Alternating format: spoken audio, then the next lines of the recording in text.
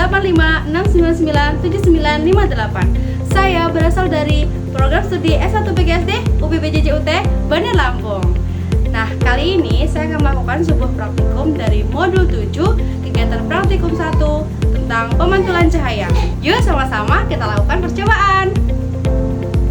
Cahaya adalah salah satu bentuk dari gelombang elektromagnetik karena dapat merambat tanpa perlu adanya media. Sumber cahaya dapat berasal dari cahaya alami dan cahaya buatan. Beberapa sifat cahaya yang dapat kita amati yaitu merambat lurus, dipantulkan, dibiaskan, diuraikan, dan dapat menembus benda bening. Cahaya akan memantul jika mengenai benda dengan permukaan yang mengkilap seperti cermin. Cermin adalah benda dengan permukaan halus dan mengkilap, dapat memantulkan seluruh cahaya datang secara teratur. Proses ini diatur oleh hukum pemantulan, di mana sudut datang sama persis dengan sudut pantul. Tujuan dari praktikum yaitu menjelaskan sifat-sifat cahaya dan menjelaskan sifat-sifat bayangan yang dihasilkan oleh cermin. Adapun alat dan bahan yang digunakan yaitu cermin datar, cermin cekung, cermin cembung, lilin, senter, celah cahaya, layar, dan penggaris.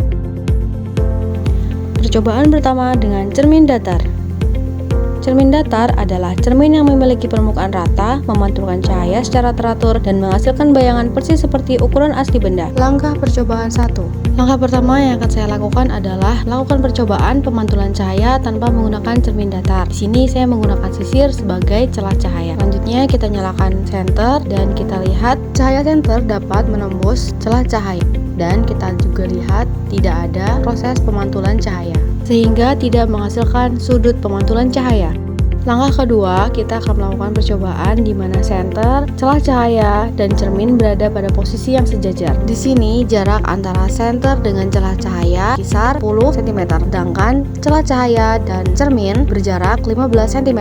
Di sini dapat kita lihat bahwa cahaya dari senter menembus celah cahaya dan mengarah ke arah cermin datar. Kemudian dari cermin datar, cahaya tersebut memantul kembali sejajar dengan arah cahaya yang datang. Selanjutnya, kita akan melakukan percobaan dengan menggunakan busur derajat. Dapat dilihat saat I atau sudut datang besarnya 90 derajat, maka R atau sudut pantul besarnya juga 90 derajat. Begitupun jika I atau sudut datang besarnya 30 derajat, maka sudut pantul akan menghasilkan nilai yang sama yaitu 30 derajat. Percobaan selanjutnya, saya menggunakan lilin sebagai benda yang saya letakkan di depan cermin datar. Selanjutnya kita lakukan pengamatan terhadap bayangan. Saat saya meletakkan lilin di depan cermin datar, bayangan yang terbentuk adalah sama besar, tegak, dan juga maya. Saat lilinnya saya geser ke kanan dan ke kiri, bayangannya juga ikut mengarah ke arah yang sama. Saat saya arahkan ke depan, bayangan juga ikut mendekat. Dan saat saya arahkan menjauh, maka bayangan juga ikut menjauh. Lalu saat saya melakukan pengukuran terhadap lilin dan cermin, maka dapat lihat bahwa jarak antara bayangan dan cermin itu sama, yaitu 15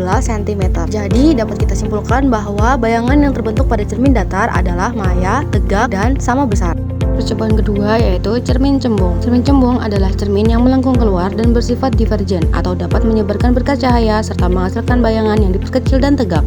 Sebelum menggunakan cermin cembung dapat dilihat bahwa tidak ada tanda berkas cahaya. Kemudian saat kita menggunakan cermin cembung juga tidak terlihat jelas tanda adanya berkas cahaya, sebab cermin cembung bersifat divergen atau menyebarkan pantulan cahaya. Sehingga dapat disimpulkan bahwa sifat bayangan yang dibentuk oleh cermin cembung yaitu bayangan bersifat maya, tegak, tidak terbalik, dan lebih kecil dari benda aslinya. Bayangan yang muncul tampak berada di belakang cermin, maka semakin jauh benda dari cermin, bayangan akan tampak semakin kecil dan semakin dekat ke titik fokus cermin.